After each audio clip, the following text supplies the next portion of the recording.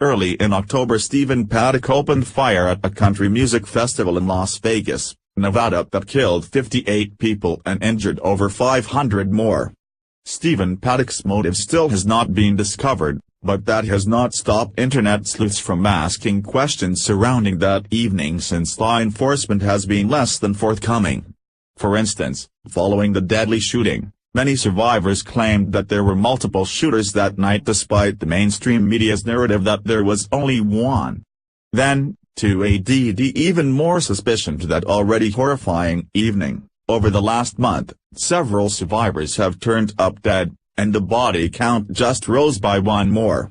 Since the shooting, there have been several inconsistencies concerning the timeline that has many people questioning the official story of a lone gunman. To add to that ever-growing suspicion, the FBI has been incredibly tight-lipped on their findings, even going as far as to state they would not release any new information on the massacre. The Las Vegas Review-Journal reported on the investigators' silence just a month ago. 58 people killed. More than 500 injured. And yet, nearly a month after the Las Vegas Strip experienced the worst mass shooting in modern American history, local and federal authorities are refusing to fill in the blanks. On top of the investigators' silence, many of the victims that have come forward challenging the official story of a single shooter have turned up dead. Chrissy Hawley from _Freedom Daily reported last month on the strange death of 26-year-old Kimberly Suckomel. Suckomel attended the concert that night and died shortly afterward in her sleep, but that is just the beginning of the mystery. Suckomel posted on social media soon after the attack that she spoke to several survivors who claimed that there were multiple shooters and not just one like the mainstream media reported. Kimberly Suckomel, every single survivor I have talked to also remembers multiple shooters, and at least one from the ground. Why aren't we being taken more seriously? Tons of things don't add up she wrote on Facebook, according to Ralph Pharmacy.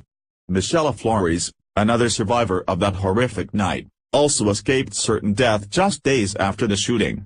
Flores, 51, had been outside of the Route 91 Harvest Festival in Las Vegas, watching the performers play when the shooting took place. By the grace of God, she survived the hail of gunfire only to be running for her life when her house caught fire later that week. Michelle Flores, Dennis and Lorraine Carver, also survivors of the Las Vegas shooting, have died after their car exploded less than a mile from their home after reports of the couple questioning the shooting. The couple were married for 15 years and went to the concert to enjoy some of their favorite music artists together. When the gunfire began at the show, Dennis threw himself over his wife's body Lorraine, to protect her from the hail of bullets. Dennis and Lorraine Carver survived the Las Vegas shooting only to have their car explode less than a mile from their home.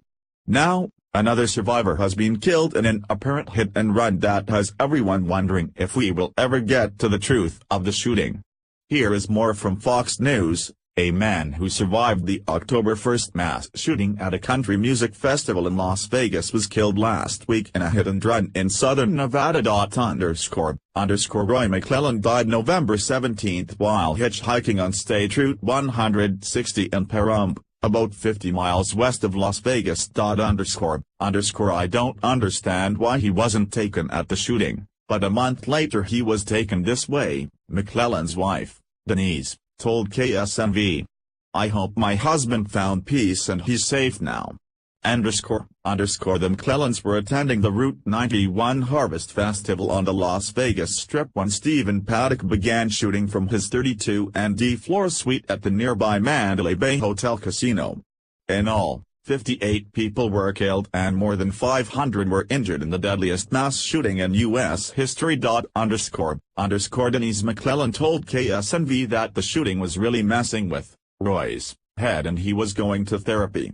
On Friday, Denise posted on Facebook that Roy had stormed off after a fight with a friend the night before he died.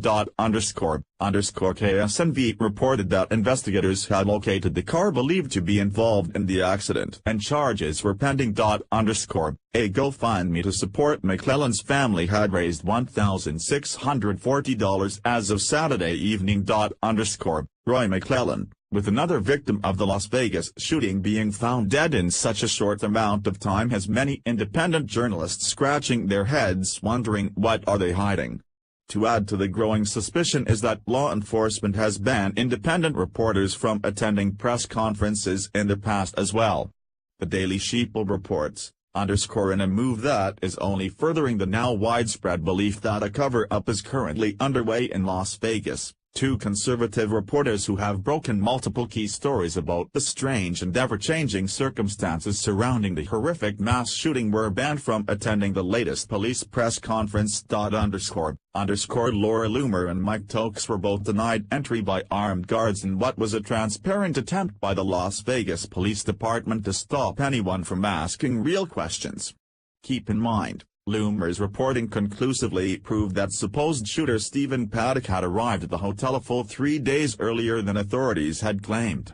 Eventually, the official story was changed, largely due to Loomer's reporting itself. In other words, they knew exactly who they were keeping out of the press conference and were doing it to specifically stop any real information from getting released to the public. Loomer even noted that the police response time to banning independent journalists was exponentially better than their response time to the worst mass shooting in American history.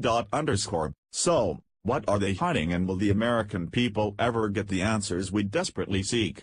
Only time will tell if we will get our questions answered, but till then we need to keep asking them and pushing for the truth concerning that tragic night. H.T. Fox News. Follow us on Facebook at Freedom Daily.